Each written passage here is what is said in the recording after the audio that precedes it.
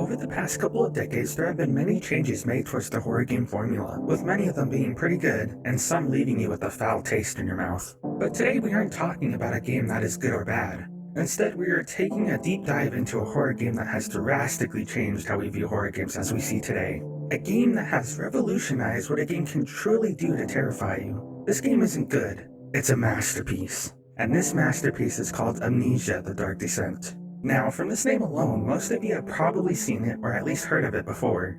Amnesia was insanely innovative for its time. It showed everyone what a horror game could be and what a truly terrifying experience could look like. Today we're going to look at where horror games were before Amnesia and what impact Amnesia has left in its path. Along with this, I'll also be talking about the story and the gameplay, describing why this game works so well and how it was so innovative for its time. With that said, get yourself some popcorn and get comfy, because today, we're getting right into the deep dark layer of Amnesia.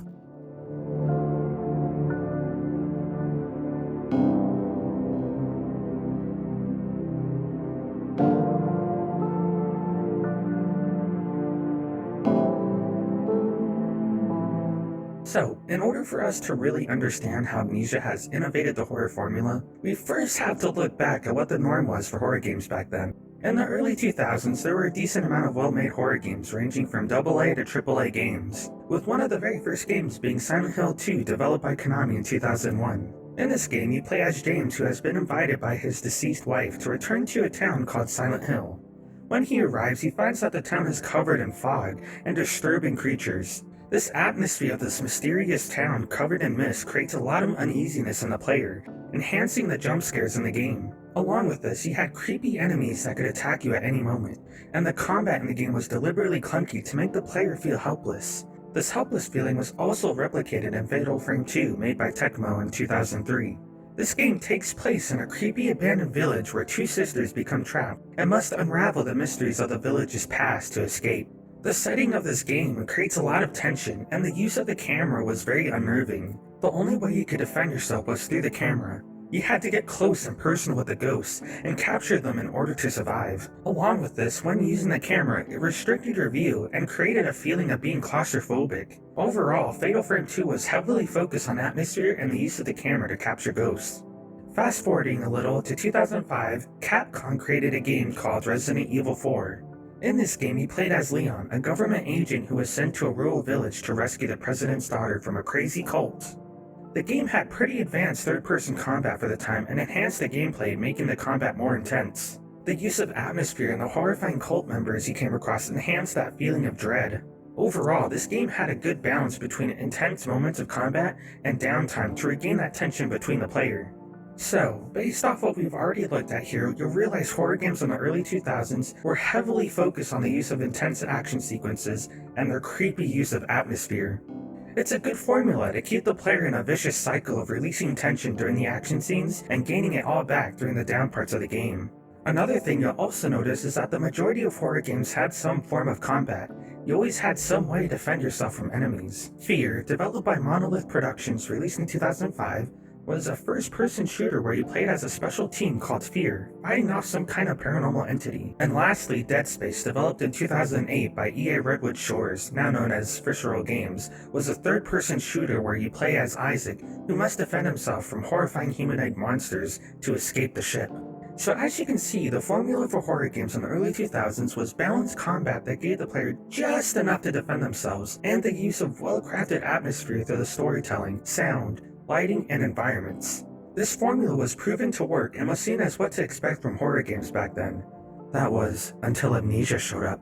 In 2010, Frictional Games decided to try something different by getting rid of the ability to defend yourself altogether by creating a game called Amnesia: The Dark Descent, where the only thing you could do is run and hide. The game was made with the atmosphere being the foundation of the game, and the action being secondary.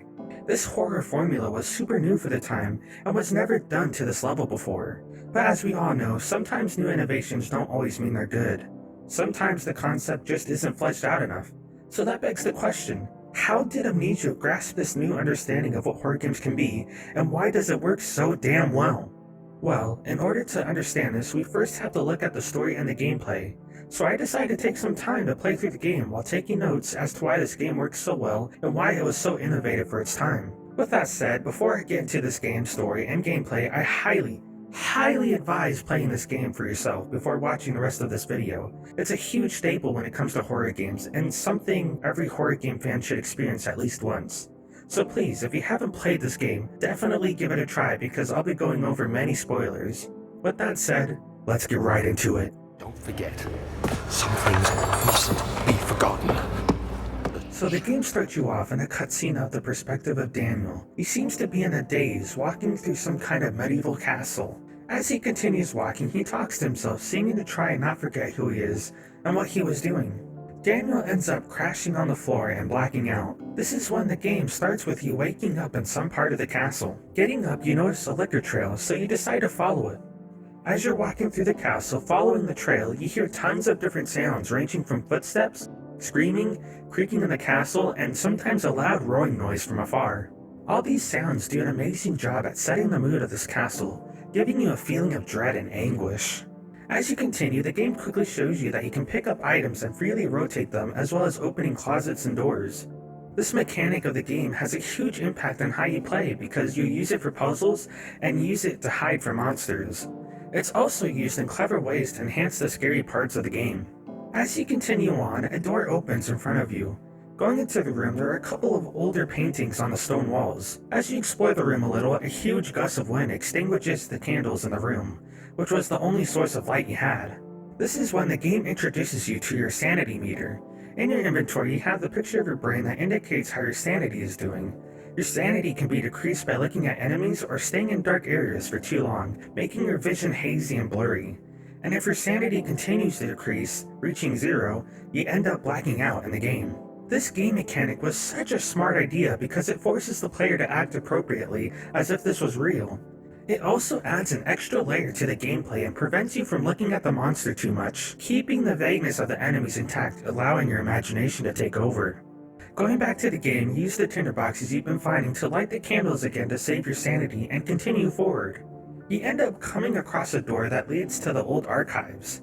Going in, you come across a room that has an old lantern and decide to take it with you. Looking at your inventory, you realize you have to use the lantern sparingly because it slowly drains of oil. This oil can be used as fuel for the lantern, but they're scattered around the environments in the game, and they don't come by often. As Daniel keeps going forward, the castle periodically shakes, seeming to be unstable. Once you reach the end of the liquor trail, you come across a table with a note. Getting closer, you realize it's written by yourself, Daniel. He goes on talking about how he had drank the potion choosing to forget. He talks about what you have to do to put things right. You find out he wants you to go to the inner sanctum and kill Alexander of Brennenburg. You also find out there is a shadow following you, breaking down reality. There isn't any way to fight it, so you have to escape it for as long as you can. As you can see, this game makes your goals vague and deliberately makes the enemies vague as well. I think this was done to let your imagination take hold and make the enemy scarier than it really is. This is done in a lot of horror movies and games today. Nothing is scarier than your own imagination. Back to the game, after reading the note, you notice a lever sticking out of one of the walls. Pulling it down, a hidden passage opens up to you. Going in, you find a door that leads to the entrance hall. And once you make it through, you start to get an idea of how bad of a state the castle is in. Pillars have collapsed, damaged ceilings and floors.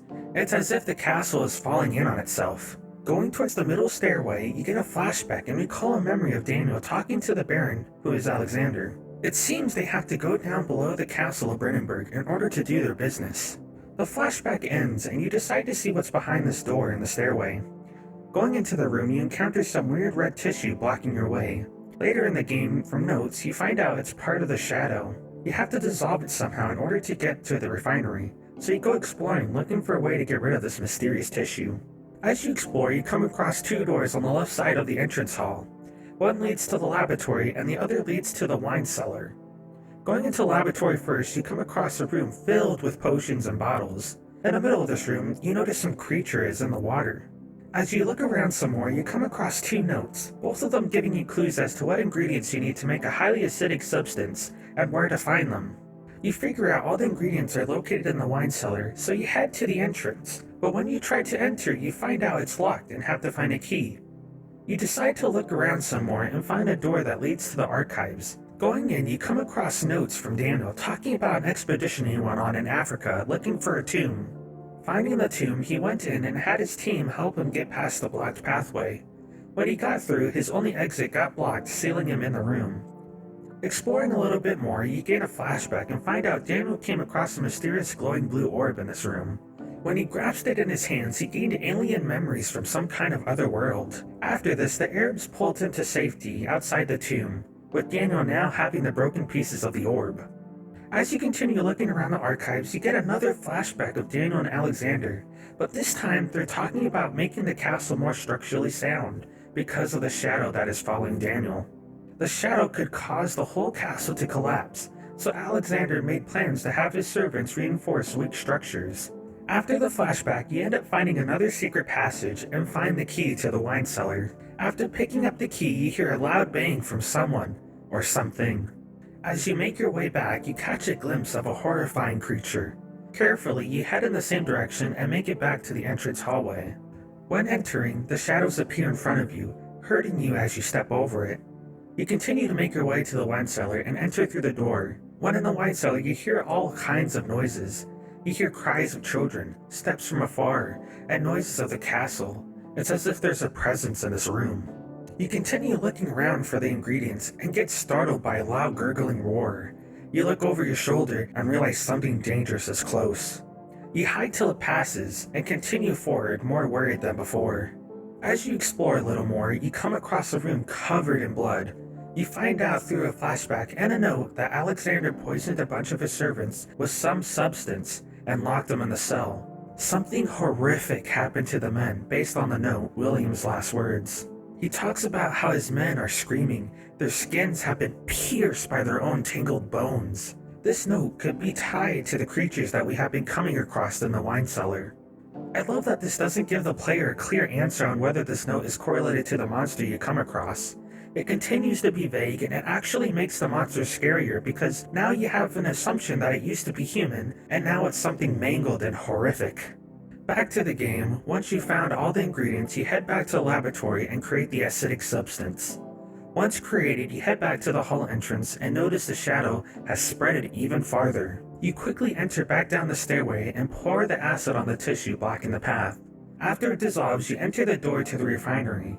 When entering, you gain another flashback of a conversation between Daniel and Alexander, with Daniel asking why it's so dark down here. Alexander doesn't give him an answer and just tells him there's a good reason for it and to stay close and not stray. I like the way this is brought up. It's another scenario where the situation is vague and makes the player more worried and tense because, based on Alexander's response, there is something dangerous down there. It also tells the player that darkness is to hide from whatever may be down there with you. It's a really genius way of storytelling because it tells the story while also creating more fear in the player. It gets even better because when the flashback is over, you come across an opening and hear a loud roar and see a creature walking from afar. It's a really good setup for the silent jump scare and even manages to keep the tension because now you have to tread carefully to not get caught by this thing. Back to the game, when you hesitantly continue forward, experiencing loud murmurs and talking from random areas, you come across more of the shadow lingering in corners of the rooms. As you keep going, you find a little cross space to get into a room that has been locked. When entering, you find a trapdoor that can be lifted up by a pulley system. But first, you find out you have to get rid of a stick jamming the pulley and use the mechanism to lift the trapdoor. Once you finally get it open, you go through it and find it leads to the cellar archives. In this room, you realize it's flooded with murky water. You hear some creature splashing towards you. Thinking on your feet, you quickly get on top of the floating boxes and watch as this mysterious monster gets closer to you. And just as quickly as it started, it stops. Staying clear of the dangerous monster, you jump from box to box and come across a lever in a room that lifts the door for a period of time. You pull the lever and make a mad dash to the door as the creature chases you closely behind. You barely make it through, and the monster chasing you gets stuck on the other side of the door. After that encounter, you realize you are in a room that has more of these creatures, and the only way to get through this room is to move the boxes in such a way that you can make it to the door and turn the valve. Once you turn the valve, you head into a room with a locked door. Looking around, you manage to find a needle, which you end up using to unlock the door to the archive tunnels. Going through, you finally catch your breath and continue forward, thinking the ordeal is over. But all of a sudden, you hear the creature charging towards you. With nothing to jump on for safety, you run as fast as you can and just barely make it to the back hall.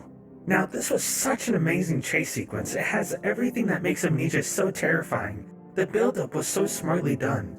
The game first introduces you to the creature, giving you an idea of what to expect. The game also shows you how you can avoid these creatures, giving you areas to stand on for safety.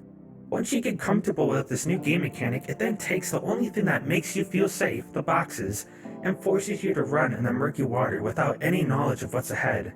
You don't have time to think because the creature is coming at you and fast. And along with this, the panic begins to set in and is only worsened when you have to manually open the doors. This is a moment in the game when the mechanic to be able to open the doors with your mouse is used to enhance the game, making it more terrifying because you have to meticulously open all these doors yourself, making you stop to open them, creating more tension because you know every second you waste is every second it gets closer to killing you. The sound design even complements this feeling of panic, hearing loud roars of the monster and quick relenting banging getting louder as you continue forward. It's so well done, and this moment here was something never seen in a horror game before. It was so unique because it isn't how the monster looks that's scary, it's your imagination that makes it so terrifying. The game allows you to imagine what this horrifying thing could be by showing its strength and allowing you to hear the sounds it makes, basically everything except being able to see it. It's also very different from other games in the 2000s, because you aren't even given a weapon to defend yourself, you are merely only given a way to run and hide from it. Back to the game, after being chased, you make it to the back hall and go up the stairs. You come across a weird creepy fountain that seems to have a child's head at the top, with its neck bony and elongated. You head to the left of it and find the room has an elevator. While heading towards it, you get a flashback of Alexander describing that the elevator leads to the inner sanctum. After this flashback, you try to use the elevator to no avail. It seems to not be in working order, so you go exploring to find out what the problem is. Looking around a bit, you come across the machine room, but it's locked shut, so you have to go find a key. You head back to the main hall and go up the stairs into the study. When you enter, you come across a disturbing room with taxidermy scattered around, seeming to be some kind of study for animals. While walking around the room, you get a quick flashback of Alexander killing an animal, sounding like he is looking for something specific within it. Going into the other room attached to it, you find human skulls and bones in one of the drawers of the desk, pushing the notion that Alexander might have been killing humans for his studies as well. In this room, you also come across a note that talks about how Alexander is trying to understand the inner workings of life and its relation to the power he senses within it. He continues going on that humans emanate more energy than animals. There's also a note written by Alexander with him talking about how causing stress within the living beings creates more energy. He believes he can capture the energy, but needs to find a way to torture his victims more than once to make the process of collecting energy more efficient. After reading the note, you head back out the room and find out one of the windows is very weak. You go back into the room and grab a chair and throw it against the window, causing it to shatter in on itself. You go to the ledge and make your way to a different section of the castle. While you're jumping from ledge to ledge, you also see the shadow has spread over the outside environment, covering trees and rocks. I really like that the game allows you to see a little of what it's like outside the building, and I like it even more that it shows to you that it isn't much better outside than it is inside the castle. It shows the player there isn't much of a point to escaping the building because it wouldn't solve the problem at hand, which is the shadows. After you make it into the other section, you come across a note giving you instructions on what to do if the elevator breaks down. Along with this, you find a flow cycle route that goes to the machine room. Heading back to the back hall, you go to the guest room where Daniel used to sleep at. Going in, you get a flashback of Daniel looking everywhere for his journal, with him wondering what they wanted from it. You continue to explore the mess room and find a crowbar in the bedroom. Next to the bed, you also find a note describing how Daniel's professor, Herbert, went into the tombs Daniel found and retrieved the orb, but this confuses Daniel because he had pieces of the orb in his drawing room already. After reading the note, you get to the last door and use the crowbar to pry the door open. When entering the room, you get a flashback and remember that there's an important key hidden within the room. Looking around for a bit, you find a key behind a painting on the wall. It turns out this key unlocks the door to the machinery room, and along with this, you also find a note by Daniel describing how he suddenly knew how the shards of the orb were meant to be placed. He grabbed tar and joined the shards together, producing the orb he remembered so clearly. It's also interesting to note that he describes that the tar wasn't needed, and that it was pushed out from the joining pieces, and that they emerged on their own with no adhesive. After you're done looking around, music starts playing, and you hear a monster barge in. Thinking quickly, you hide in one of the closets till the monster left the room entirely. I loved how they set this up. The game waits a bit before having anything happen to allow the player to build up suspense again. And I like that it allowed you to understand as a player that you can hide in the closet by opening them and closing them while you're in it. Not only does this make you more tense, but now you have no idea when this monster will appear next. After this appearance, I felt I had to be more careful from here on out, and I felt more alert because of this.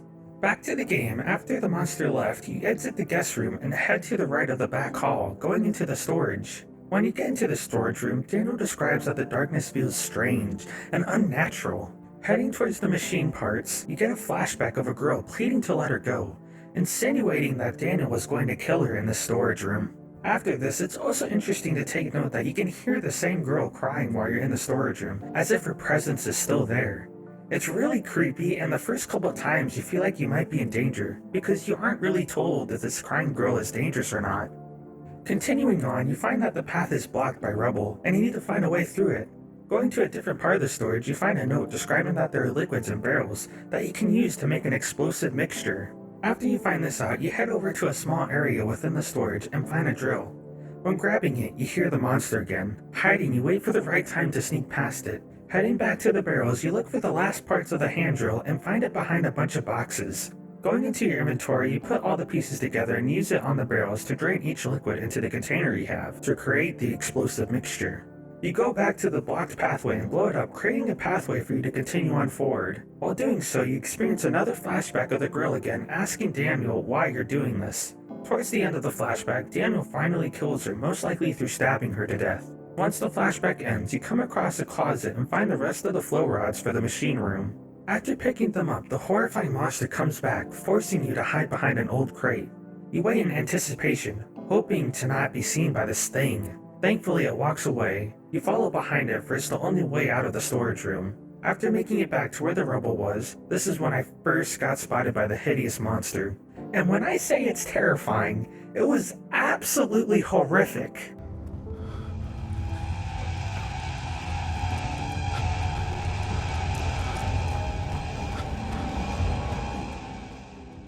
The sounds that play when being chased by this thing is on another level. It's one of the most iconic sounds when it comes to horror games. It reminds me a lot of what alarms or sirens sound like in real life, and based on that connection alone, I can fully understand why it works so well. It mimics the same sounds you hear during lockdowns or a fire drill. It's meant to grab your attention and warn you something dangerous is happening, and that if you can, exit the area as efficiently as possible, because if you don't, your life could be at stake. It's something that has been ingrained into our subconsciousness for most players, and to have this relatable sound translated into the game is just simply genius. When you hear it, you know you are in danger, and you know something is chasing you. That's why when I first encountered this, I totally lost my shit. I was in full-on panic mode trying to get around this horrifying thing to be able to get to the exit. And I can fully say, I've never been so relieved to see a door before.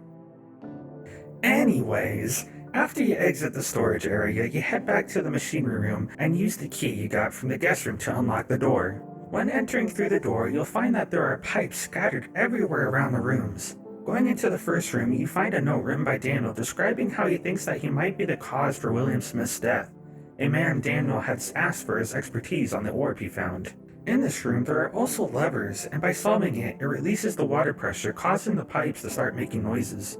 You continue heading farther down the machinery room and come across a device that has 3 different shaped holes.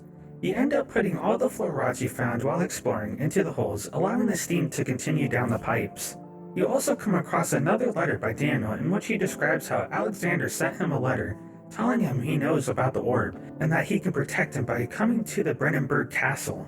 Daniel also goes on talking about how he's been having horrible nightmares and that it's gotten so bad that he has been going to a physician, Dr. Tate, in hopes that he can provide him with sedatives to help him sleep. After reading the note, you make it all the way to the bottom of the machinery room where you find one of the last letters in the room from Daniel describing how everyone he has come close to have been horribly killed. Daniel feels the orb he had taken from Africa has something to do with it. He fears something is after him, and at the end of the note, he makes a last-ditch effort by going to Brennenburg Castle to get help from Alexander. down in this room with the last letter, you find that there are also missing cogwheels in the machine, so you go looking for spare cogwheels and place them on the machine's pegs. After setting them in place, you put fuel into the machine, and it finally starts working. After turning on the machine, the castle shakes and you hear a loud roar from afar. As this happens, the shadow appears, covering all the machinery and pipes as you make your way towards the exit. Barely escaping the shadow, you get into the elevator and make your way down. But as the elevator makes its way, it gets clogged by the shadow, and then suddenly breaks, causing you to fall down with great force. When getting up, you experience a flashback of a conversation between Alexander and Daniel. Alexander warns that this part of the castle is where he holds criminals in cells. He goes on explaining that as a baron, he also has the same responsibilities of a prison warden. After the flashback ends, you enter the cellar-like door. Following the path, you hear a huge crash along with loud humming noise from some creature. Along with this, you overhear someone in a cell screaming no. After a while, the noises stop, leaving you wondering what this new creature is. You continue on forward and find pathways going in different directions. Exploring a little bit, you find a hammer and come across a locked door. From behind the door, you hear the same humming-like noise, but this time, you can just barely see the head of this creature. One thing I really like that the game does is how it introduces monsters. If you haven't noticed, when the game introduces you to new monsters, it solely drip feeds you information about them. Usually, you'll first hear the sounds it makes and read about it in some notes. Then you'll start catching small glimpses of it.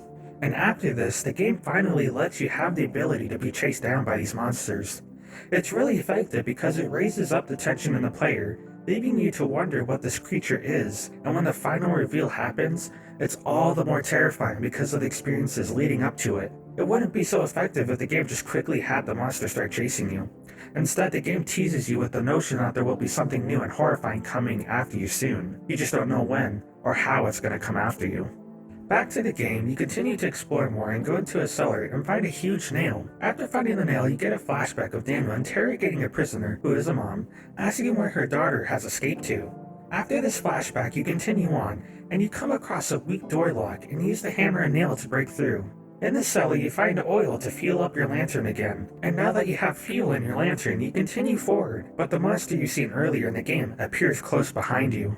Acting quickly, you hide and wait for it to pass. After it passes you, you find yourself at another cellar, but get another flashback that depicts a conversation of a mother telling her child to go into the hole they dug out, and to tell Gabriel to alert the king's men. The flashback ends with the mom hurrying the kid into the hole and hiding it using the bed. After learning about this information, you move the bed and there it is, a hole large enough to fit a child through. I really like this use of integral storytelling. These flashbacks have a meaning to them and have a reason to exist in the game. They either enhance the fear of what you're currently going through in the game, or they point you in the right direction by giving you subtle clues. The game doesn't treat you like you don't know how to do anything. The game knows you can put two and two together. And when you do, it becomes really satisfying, like in this moment right here. Anyways, after you discover the hole, you make it big enough for you to go through by using the nail and hammer. After going through, you find yourself in the northern block of the prison, and decide to follow the signs that lead to the storage area. Looking around, you end up coming across this new monster introduced earlier at the entrance of the prison, only this time, you could see more of the disturbing figure. First thing you notice is its split open head and its metal blades for arms. You decide to take cover in a cell and notice there is a note written by Daniel describing his experiences going to the Brandenburg Castle. Continuing, you find another note with Daniel talking more about how grand the castle is and how Alexander wasn't as outwardly as he presumed.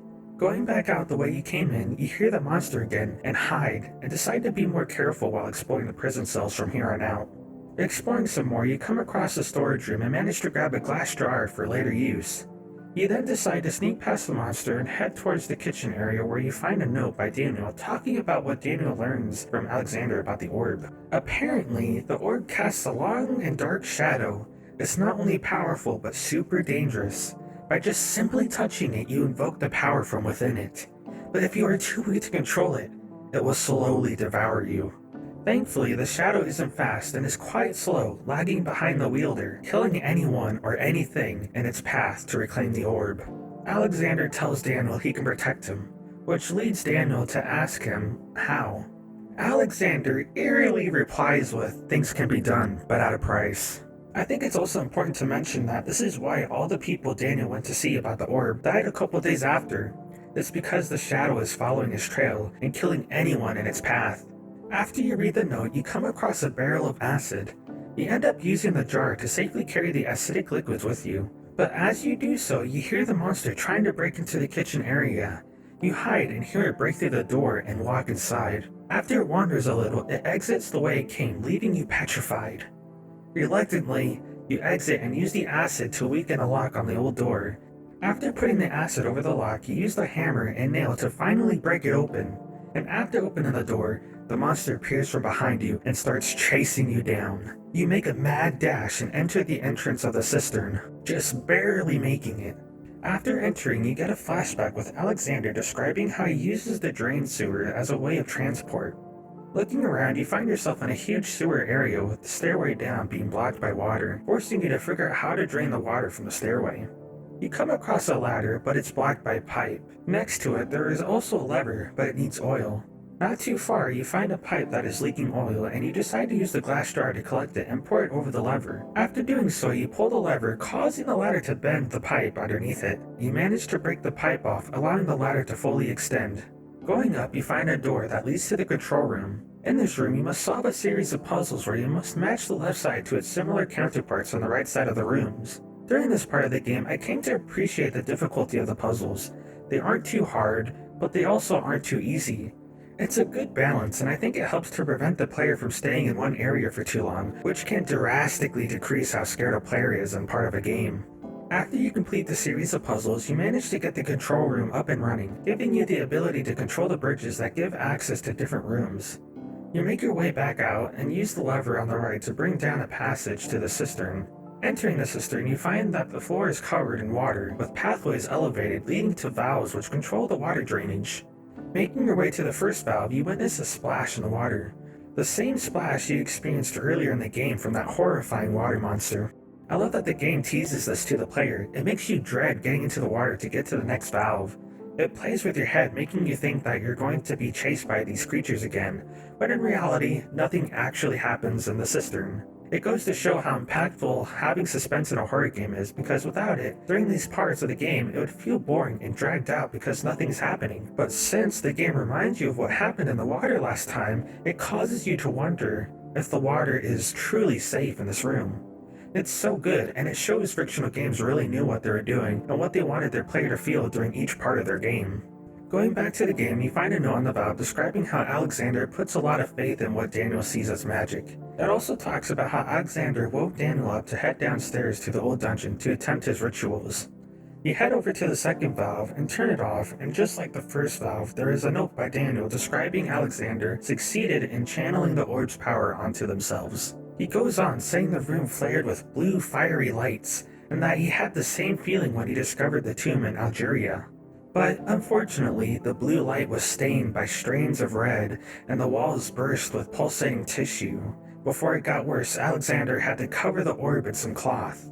After reading the note, you head over to the last valve, but you find that the path is blocked by a bridge. You decide to throw a rock at the chains, causing the bridge to fall down. Heading to the valve, you come across another note written by Daniel. And in this note, Daniel questions why Alexander is so worked up over the orb. Daniel ponders what Alexander stands to gain from this whole ordeal. After reading the note, you turn the last valve, causing the water in the stairs to drain. But there is just one problem. The stairs is covered in poisonous gas and can only be walked in if you have the vaccine. So you decide to go into the other room on the right in hopes of finding a vaccine for the poisonous gas. Pulling the left lever, you find that the left bridge is stuck. To fix it, you grab a rock and throw it onto the bridge, adding more weight onto it. After a while, it finally lowers all the way down, allowing you to cross. After crossing the bridge, you find it leads to the morgue, and when entering, you gain a flashback of Alexander telling Daniel that he did well and slowed down the shadow for the time being. It seems Daniel had to sacrifice someone because they have to go to the morgue. Plus, Daniel asks Alexander if there will be more dead men there, insinuating that he has already seen a dead man. After the flashback, you enter a room that has a fresh dead man on the table. As you continue to look around, you hear Alexander talking to you somehow, asking how you're doing. Daniel doesn't respond and stays silent. Later, you find a note with Alexander fearing for Daniel because he is too tainted by the shadow to pass the gate. He ponders to himself if he'll be able to accept this. This leads Alexander deciding to keep it to himself and not tell Daniel.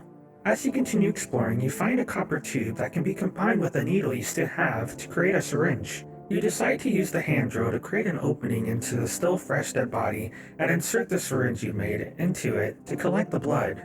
After this, you stick the syringe into yourself, allowing you to be vaccinated for the poisonous gas. After getting the vaccine, you try to head back, but you hear the humming noises again and realize this new monster is breaking down the door.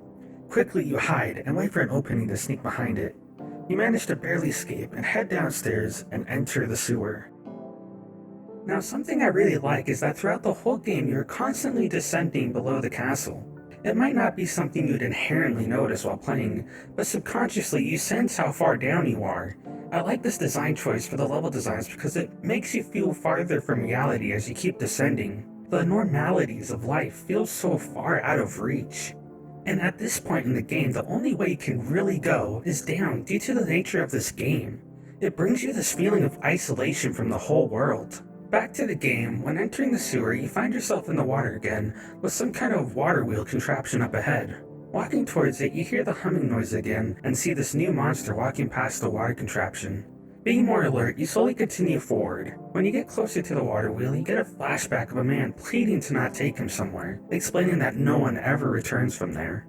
After the flashback, you figure you have to find a way to stop the water wheel in order to get through onto the other side. So you go exploring the sewers. You decide to head left first and end up finding a room that controls the speed of the water wheel. Solving the puzzle, you manage to make the water wheel go slower than it was before. And after solving this puzzle, you try to go back the way you came, but the monster appears in front of you, forcing you to hide and wait for it to pass. After it leaves, you continue on going back. Heading to the water wheel, you realize it's still too fast and that you need something to stop it from spinning. So you head to the pathway on the right and end up finding an iron pole. Heading back, you use the pipe to clog the water wheel, allowing you to crawl through. Continuing on forward, you come across a room that is covered in the shadow, and you find one of the monsters that have been chasing you since the beginning of the game is now decapitated, most likely by the shadow. After looking at the monster, you hear Alexander speak to you again, telling you to go back because you're leading the shadow with you. Heading back out of the room, you hear a loud bang and encounter the monster again. Quickly, you hide from it and continue exploring the rest of the sewers. You manage to find a ladder that takes you out of the sewers, but while making your way there, the monster chases you closely behind.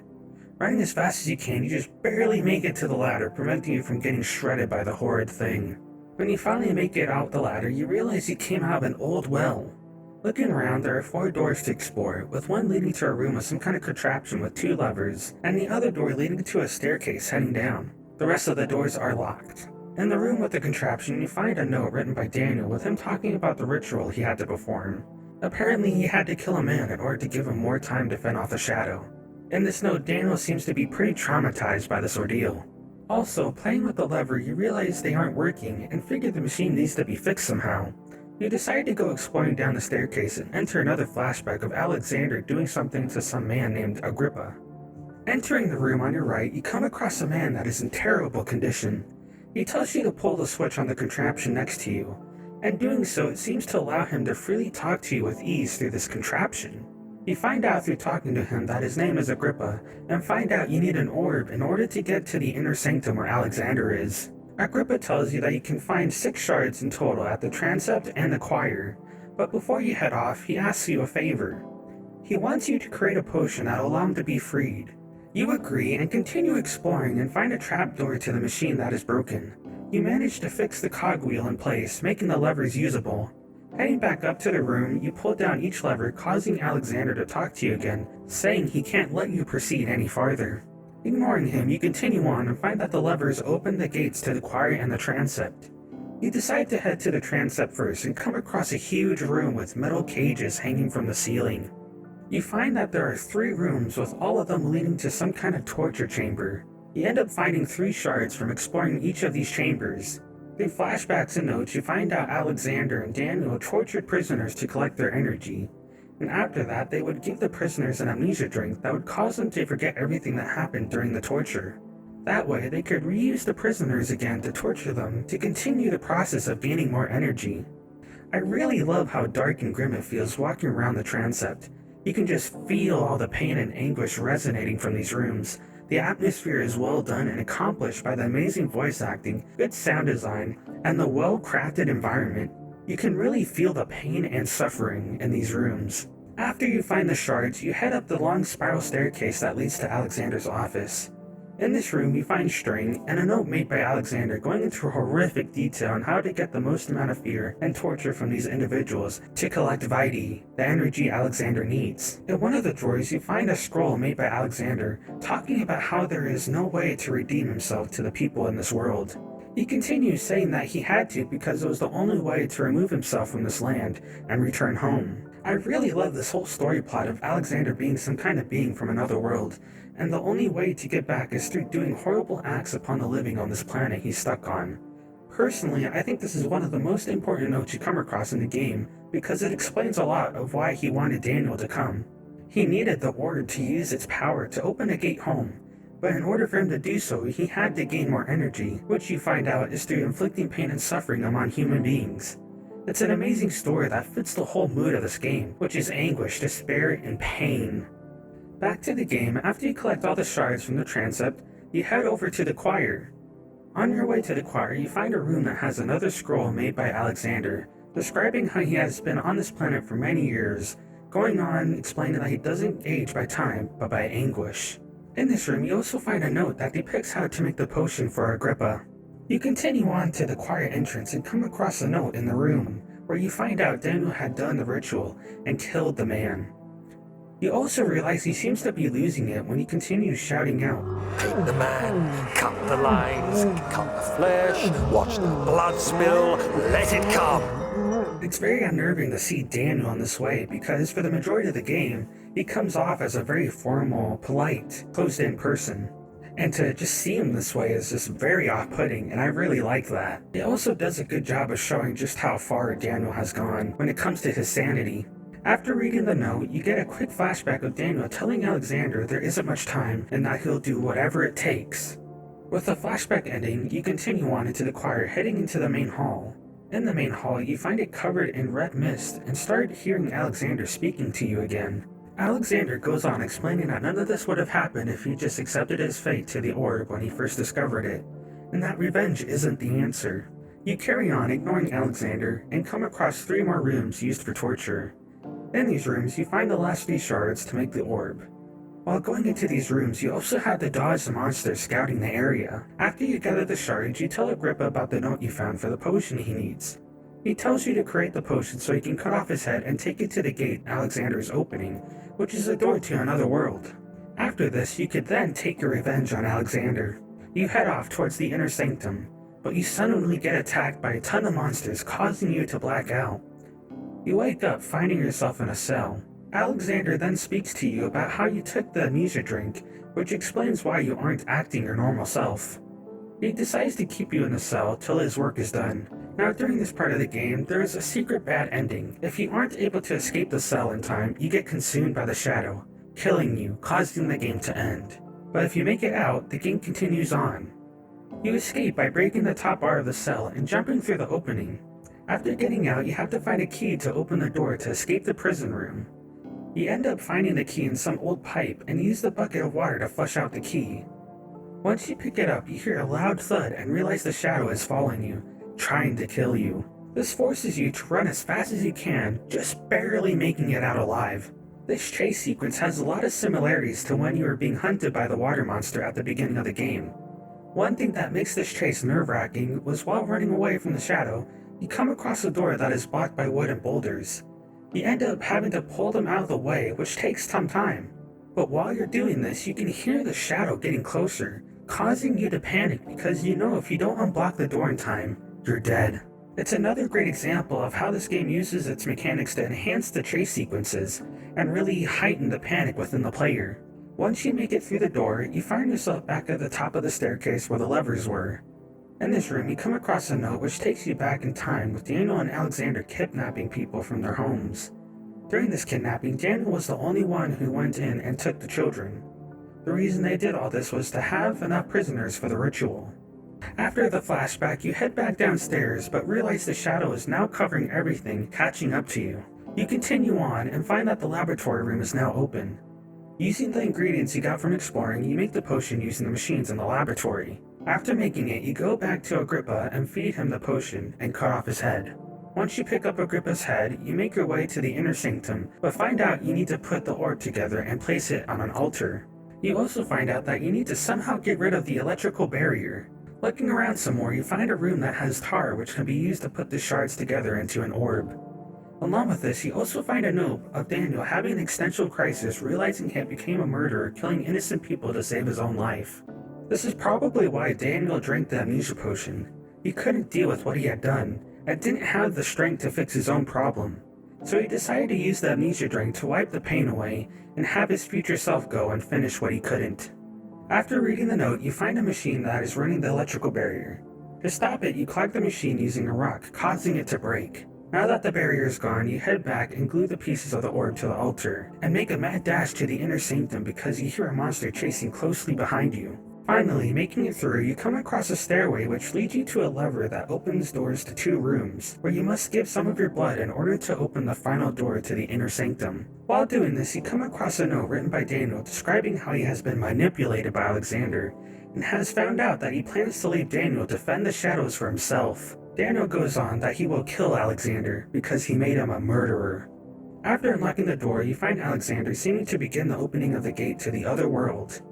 This is when you have multiple choices, and each one affects the ending of the game. The first, which I would consider the revenge ending, if you put Agrippa's head into the portal, you end up ruining Alexander's plan, killing him and you as well by the shadow. The screen goes dark and you see some blue lights. You hear Agrippa seemingly talking to someone, telling this person that Daniel deserves much better, and that they should help Daniel. Agrippa lastly says, "Don't worry, Daniel, it'll be alright." The next ending, if you don't do anything at all, and allow Alexander to go through the portal, Daniel ends up getting brutally killed by the shadow. The last ending, and probably the best ending in the game, is if you knock over the pillars, it ruins the opening of the portal, causing Alexander to be killed, but with you finally being able to walk freely away, outside the castle. There's no denying the things I've done, but I have paid my tribute. I gave them that awful man. I did the right thing.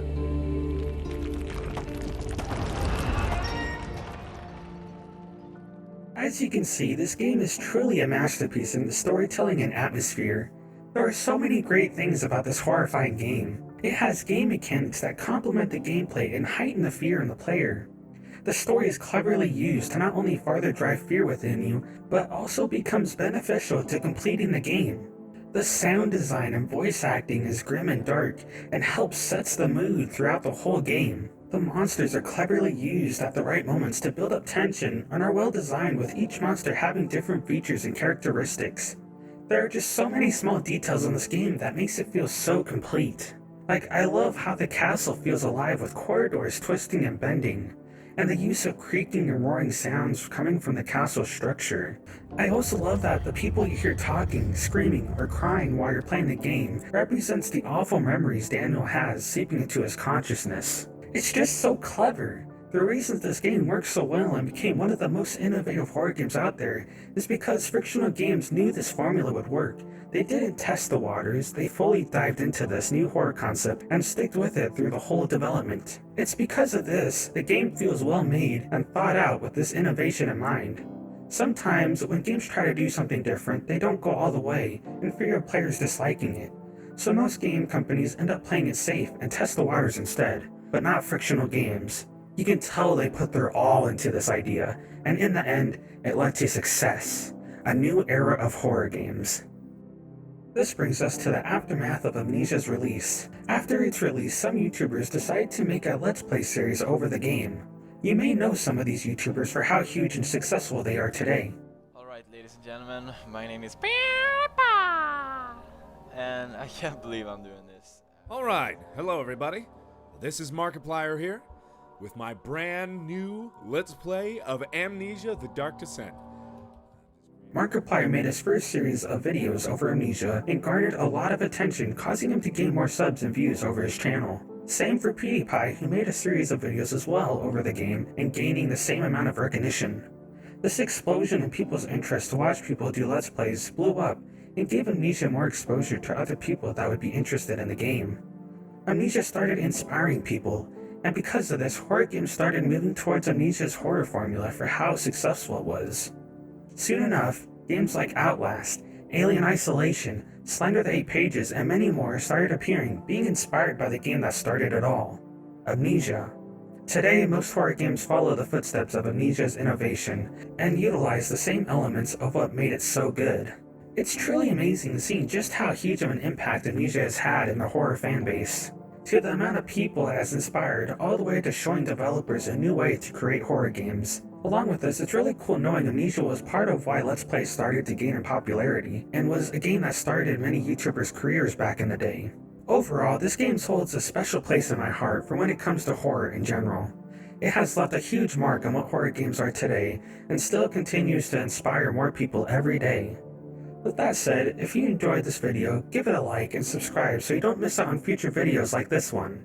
Also, don't be afraid to leave a comment about how Amnesia may or may not have inspired you. I'd love to hear what other people's views are over this topic. With that said, thanks for watching, and see you next time.